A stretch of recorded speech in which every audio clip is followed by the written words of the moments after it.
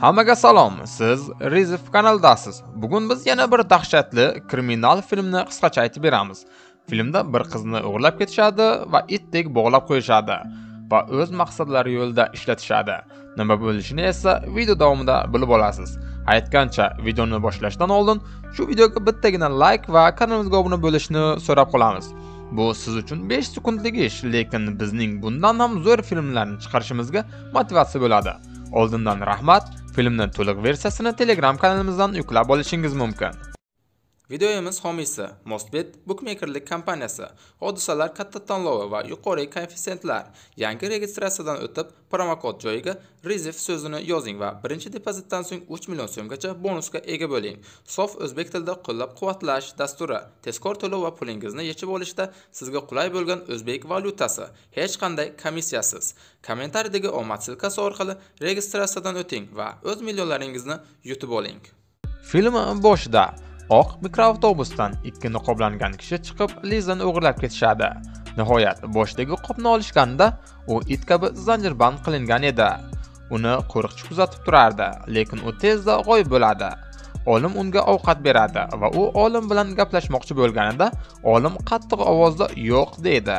U hojatxonaga borishni so'raganda, u yerdagi teshikni ko'rsatadi. Liza ovqatni hidlaydi, lekin ovqat yemaslikni tanlaydi.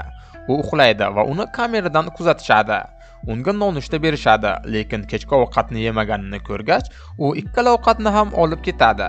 Liza undan qaytib kelishni va unga ovqatni yeyishni aytadi, lekin endi kech. Keyinchalik ko'proq ovqat olib kelishadi, lekin qo'li yetmaydigan joyga qo'yishadi. Nihoyat u oyog'i bilan uni oladi va ochlarcha yeydi. U erkakning qo'ng'iroq qilayotganini eshitib baqiradi. Chiroqlar o'chadi. Shunda u qolgan ovqatni yerga to'kib idishi bilan devorga ura boshlaydi, lekin u birdan hushidan ketadi. Erkak unga salom deb nonushta olib keladi va yaramas itlar nonushta qilmasligini aytishadi. U Lizani uyg'otmoqchi bo'ladi. Kimdir kompyuterda tajriba haqida hisobot yozmoqda. Liza jon jahdi bilan uyg'onib ketadi. Liza ular undan nima xohlayotganini so'raydi. Hisobotda aytilishicha, u itoatsiz. Shuning uchun ular uni bo'g'uvchi bo'yinboqqa o'tkazishadi. Ko'p o'tmay uni tashqariga olib chiqishadi. Unga yaxshi bo'lishni va faqat yurishni aytishadi.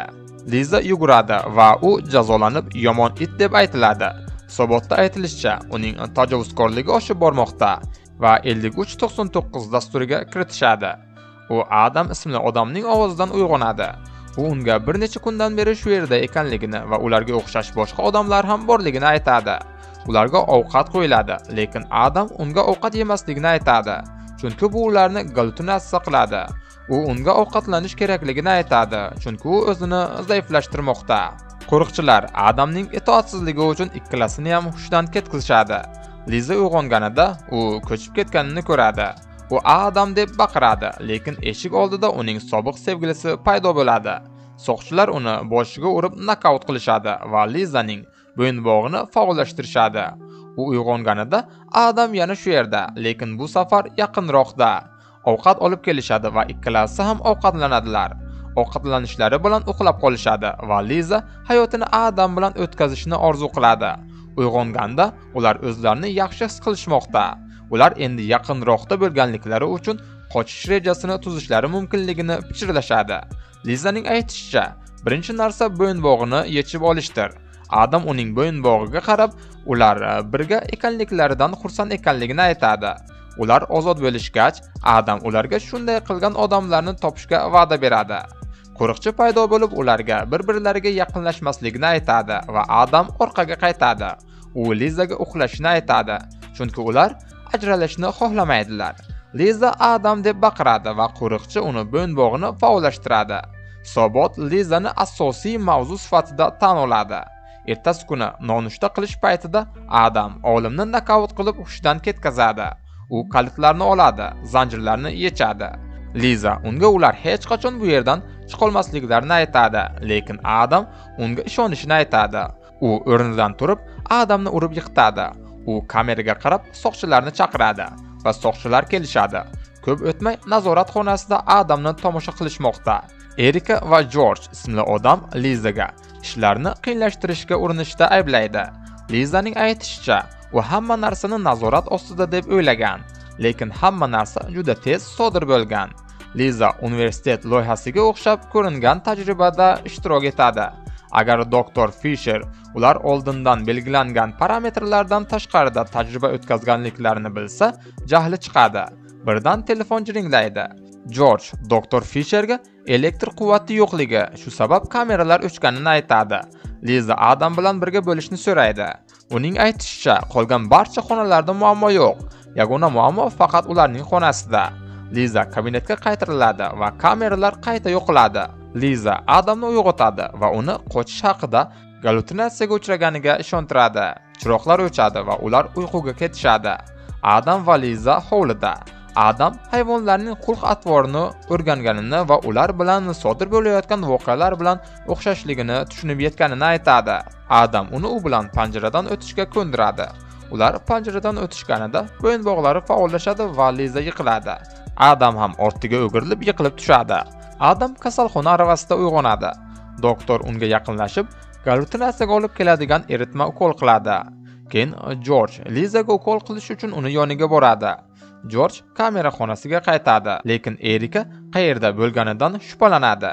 U sharqiy qanot kameralari offline ekanligini ham payqaydi.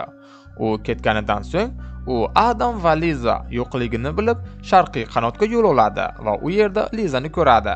Gallyutsinatsiya holatida bo'lishiga qaramay, ular Lizaga yaqinlashadi va Erika ularni o'z xonalariga qaytishga majbur qiladi. George qaytib kelganida Erika doktor Fisher bilan gaplashadi.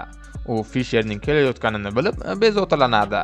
Fisher ichkariga kirib, Lizani eksperimentdan chetlatishni talab qiladi.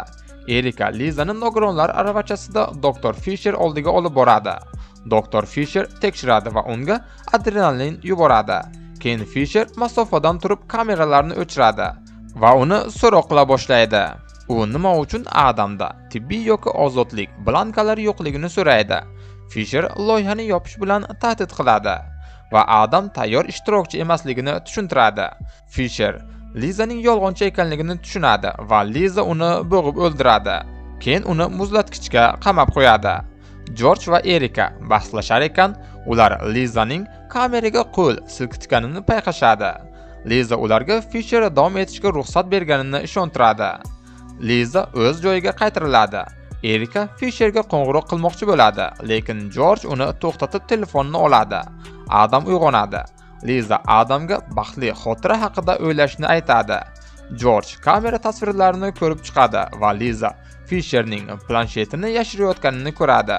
U planshetni oladi, lekin Erika uni kuzatayotganini bilmaydi. George muzlatgichga borib, u yerda Fisherni yordamga chaqirayotganini ko'radi. U Liza uchun hamma narsaga tayyorligini aytib, Fisherni o'ldiradi. Erika muassasani tark etishga harakat qiladi, lekin George uni kuzatib boradi. U kameralardan yashirina olmasligini bilib, elektrni o'chiradi. Shundan so'ng u muzlatgichda Fisherning jasadini ko'radi va baqirib yuboradi. Liza va Adam uning qichqirig'ini eshitishadi. Liza kaliti bilan zanjirlarni ochadi va keyin odamni qo'yib yuboradi. U unga kameralar o'chiqligini va bu ularning qochish imkoniyati ekanligini aytadi. George Erikani oldiga boradi va buni Liza qilganini aytadi. Erika politsiyaga qo'ng'iroq qilmoqchi bo'ladi, lekin George uni tinchlantiradi va keyin elektrni yoqadi. U kamera xonasiga qaytib, Liza va Adamning qochib ketganini ko'radi.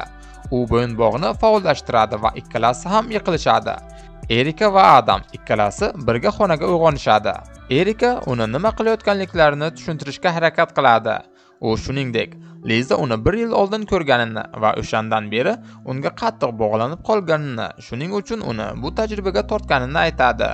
U unga ishonishni boshlaydi. Liza kamera xonasini bog'langan holda tomosha qilmoqda va Erika hamma narsani barbod qilayotganidan g'azablanadi. George uni orqasidan masxara qiladi va nima uchun Adamni qo'yib yubora olmasligini so'raydi. Keyin u uni boshqa kabinalarga olib boradi. U yerda uning barcha sobiq yigitlari va unga yomon munosabatda bo'lganlar zanjirband qilingan. George shuningdek ba'zilar uni turli ismlar bilan bilishlarini ham tushunadi. Aftidan George Lizani juda yaxshi ko'radi va u uchun hamma narsani qilishni aytadi. U unga Fisherni o'ldirganini ko'rsatib, buni birgalikda qilishganliklarini aytadi. Keyin uni Adam va Erik oldiga olib boradi. Jorj Lizaga planshet uzatadi va unga bo'yinbog'lardan birini faollashtirishni taklif qiladi. Adam uni aqldan ozganlikda ayblaydi, chunki Erika unga Fisher u haqda haq ekanligini aytadi. Liza Erikani bo'yinbog'ini faollashtirmoqchi bo'ladi, lekin uning o'rniga Adamniki faollashadi. U o'chira olmaydi va Jorjdan to'xtatishni so'raydi. Jorj agar o'zini Jorjga bersa, shunda u Adamni bo'yinbog'ini o'chirishni aytadi. Erika uni jinni deb aytadi. Shunda u Erikani bo'yinbog'ini ham faollashtiradi. Jorj Lizaga behushlik paytida undan foydalanishganini aytadi. Agar u bo'yinbog'larni o'chirib qo'ysa, u bilan qochib ketishni aytadi. U unga ishonmaydi va bo'yinbog'ni o'chirishdan oldin ketib qoladi. Biroq u tez orada qaytib keladi va planshetni unga uzatadi. Unda o'yinni tugatish tugmasi mavjud. U uni bosishga majbur qiladi va u faollashtirilgan bo'yinbog' kiygan mahbuslar xonasini ko'radi. Keyin u o'z bo'yinbog'ini ham faollashtirib planshetni sindiradi. Jorj Lizani qutqarish uchun uning bo'yinbog'ini yechib oladi. Lekin keyin Liza unga hujum qilib, Erikani qo'yib yuboradi. Ular birgalikda qochishadi. Jorj orqalaridan ergashadi va ular kabinetga yashirinib olishadi. Barcha mahbuslar o'ldirilgan. Liza Erika qochib qutulishi uchun Jorjni chalg'itadi. U Liza orqasidan boradi va birdan Erika kelib uni nokautga uchratib o'ldirmoqchi bo'ladi. Ular unga bo'yinbog' taqib uni o'ldirishadi. Erika Lizaga do'stini tashlab ketolmaganini aytadi. Lekin Liza Erikani urib yiqitadi. Liza binoni yoqib yuboradi va u aqldan ozgan hayotini davom ettirish uchun Erikani qiyofasiga kiradi. Film shu joyda yakuniga yetadi. Tushunarsiz film uchun sizdan uzr so'rayman. Filmni 0 dan 10 gacha baholang, garchi 0 ga arzisam. Kino sizga yoqmaganligi aniq. Mehnatimizni qadrlab, kinoni oxirigacha ko'rganingiz uchun katta rahmat.